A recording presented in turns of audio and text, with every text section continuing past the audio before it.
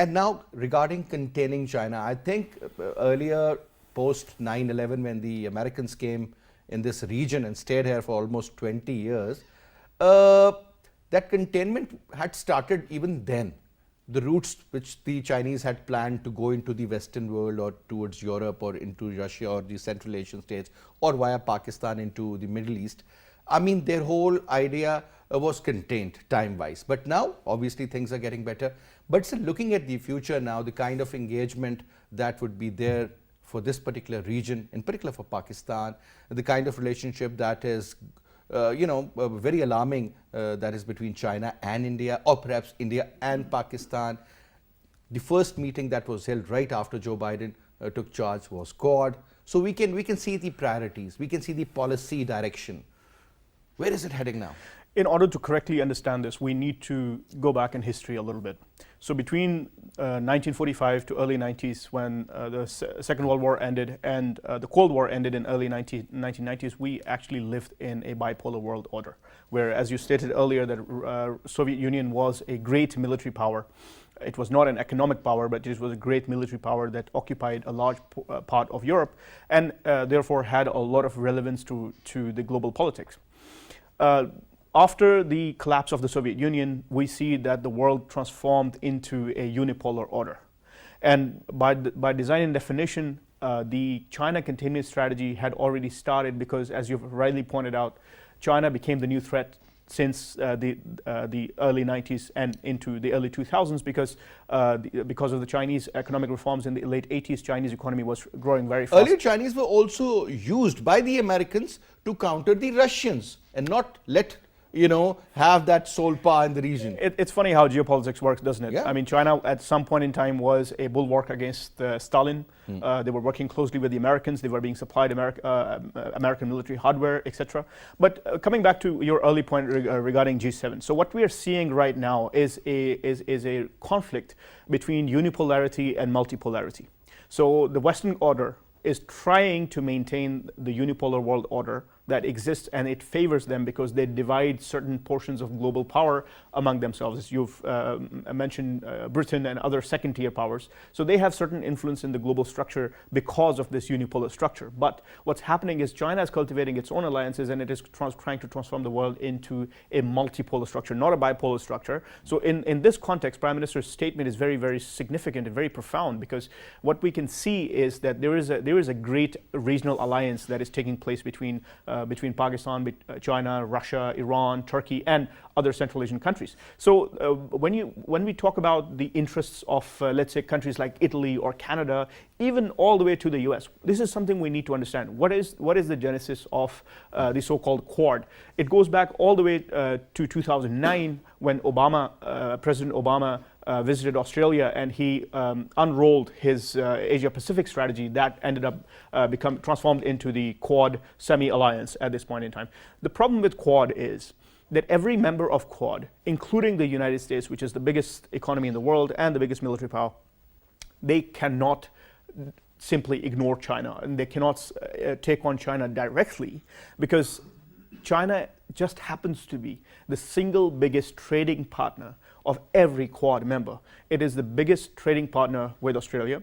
It is the biggest trading partner with India, Japan, and the US. So for their own geostrategic interests, they simply cannot arm twist China, because it will have a very significant and profound economic impact at home. I mean, if you just look at what's happening with the Australian economy right now after China imposed some economic sanctions on the Australian economy. So G7, I think it's more of a show of support and solidarity with the US and with Joe Biden, rather than actually translating into an effective China containment strategy, because there is something very important. You earlier mentioned that China is not a military power. It is true, but China is not as compared to the as US. compared to the US, but it is the bridge between the firepower dynamics of the US and China is closing very, very fast. China at this point in time has the largest navy in the world. It is not the US. At this point in time, the largest navy in the world is China. The largest army in the world is China. And by the number of aircrafts and available manpower, the largest air force in the world is China. But there is a difference. the United States has a very, very clear capability, technological advantage in terms of military firepower and obviously the military technology that they have. So it kind of balances it out, the numerical advantage of the Chinese PLA forces. There is one very important element in the Quad, that is India. India is a proxy country in the Quad alliance, because if you look at closely, out of all 4 countries, there's only one country in Quad that actually has a land border with China, and that is India. So that can be connected directly. That's a long border. Yeah, and it's a long border, and that is exactly what happened in the escalation between India and China in Galwan when 20 Indian soldiers were killed and China took over about 1,000 square kilometers of Indian territory. Shahid Saab, tell us now, I mean, with us, without us, when you talk about the military training, you talk about the military hardware, I mean, the kind of dependency that you have on countries like France, UK, USA. Do you think we can shy away from that and opt for something different, where the cultures do not match, where the language do not match, where the religion doesn't match, where the values, your eating habits, I mean, you know, there is a whole range, so multifaceted approach. Okay, so in order to understand this, this is what I would like to say. First of all, Pakistan in 2021 is not the Pakistan in 2001. What's the difference? The difference is you cannot bomb us back to Stone Age, because we will bite back. There was problem in Afghanistan, there is still problem in Afghanistan. The kind of relationship that we had with the Indians is getting worse. I mean, with Iran, it's still the same kind of situation. The situation with the Middle Eastern countries, you know exactly the kind of relationship we are enjoying at the moment. We are not. And the kind of economic pressure that we are facing, that wasn't there. I'll come back to the economic pressure. There are a few things I would like to address first. Number one, Pakistan is not the same country it was in 2001. We, in terms of our military and defense capabilities, have taken some very significant and bold steps over the past 20 years. Pakistan is in a much stronger position to defend itself against foreign aggression as it was in 2001. Secondly, you suggested the impact of the FATF. It is quantified around $35 billion that have been lost to the Pakistani economy because of the political instrumentation that is happening against Pakistan at the FATF forum, because of Pakistan's political situation in Afghanistan and with China. And as you've rightly pointed out, if we send a hint to the West today that we are backing away from CPAC or trying to do their bidding as far as providing them air bases and everything else, we will be removed from the FATF. So it is pretty clear, and I think the foreign minister's statement has to be seen in a very specific context. But let me bring you back to something very important. Pakistan has not received any significant military hardware from the United States after 2011. So the last significant military deal that happened between Pakistan and the US was the delivery of 18 F-16C fighters. After that, Pakistan has not received any significant military system from the United States. Even the 8 more you were supposed to be given? Yes, and also 12 of Pakistan's AH-1 Zulu attack helicopters that were supposed to replace some of our aging old Cobra helicopters are still in storage in Texas, so they have not been delivered.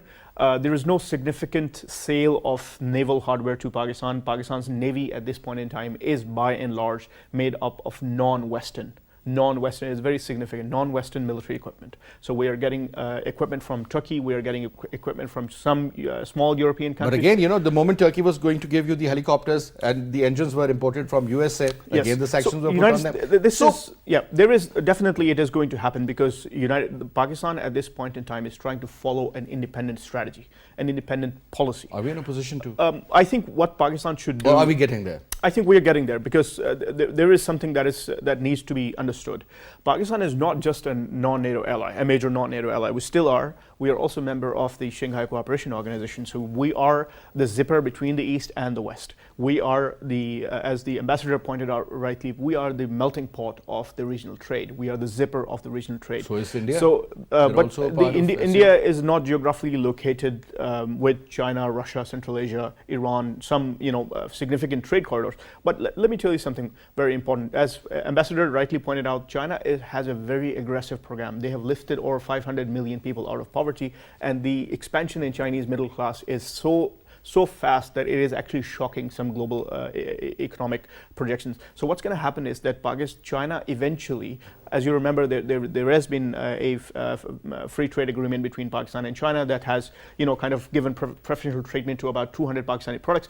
Eventually, what's going to happen is that China will take over as the largest market for Pakistani products. And coming to your cultural point, I think the dissimilarities between China, with our relationship between China and Pakistan, are kind of the same as we have dissimilarities between the U.S. and Pakistan. What I would say is that we have been trading as an older civilization. We've been trading with China for over 2,000 years. Yes, there are some cultural dissimilarities, but same points exist with the U.S. as well.